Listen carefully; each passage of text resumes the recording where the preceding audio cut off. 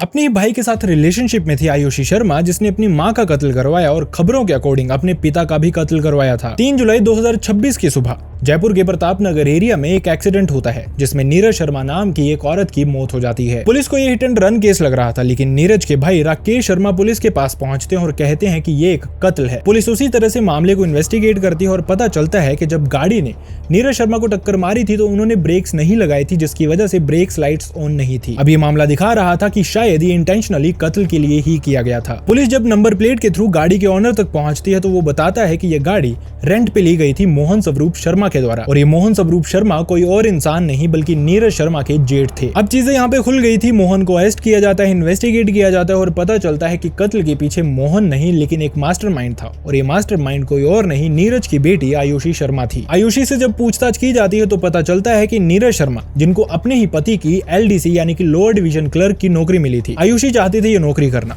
और इसी के चलते उसने अपनी मां का कत्ल करवा दिया। लेकिन मामला यहाँ पे खत्म नहीं होता। राकेश शर्मा फिर से पुलिस के पास पहुंचते हैं और बताते हैं कि नीरज शर्मा, जिसका अभी मर्डर हुआ है, 1 साल पहले उनके पति की मौत हुई थी, जिसको बीमारी के चलते माना गया था, लेकिन वो भी एक कत्ल था। अब चीजें खुलनी शुरू होती हैं तो पता चलता है कि असल में विजय शर्मा को एक बीमारी थी, लेकिन उसका ट्रीटमेंट हो गया था।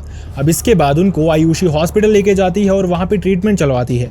3 महीने तक वो अंडरग्राउंड ही रहते हैं और उसके बाद अचानक से उनकी बीमारी के चलते मौत हो जाती है। लेकिन इन सबसे हैरान कर देने वाली बात ये थी कि आयुषी ने ये प्लान किया था अपने ताया और उनके बेटे बलराम के साथ मिलकर। बलराम जो कि वैसे तो उसका कजन था, लेकिन उसके साथ कुछ खबरों की माने तो वो रिलेशनशिप में भी थी। खैर, पुलिस ने सबको अरेस्ट कर लिया है। धारा 103 यानी कि मर्डर के तहत इस मामले की इन्वेस्टिगेशन चल रही है, लेकिन सबके सब आरोपी पकड़े गए हैं बलराम को छोड़ के। सच कहते हैं रिश्तों के कोई मायने नहीं रहते जब बात पैसे और रुतबे की आ जाती है।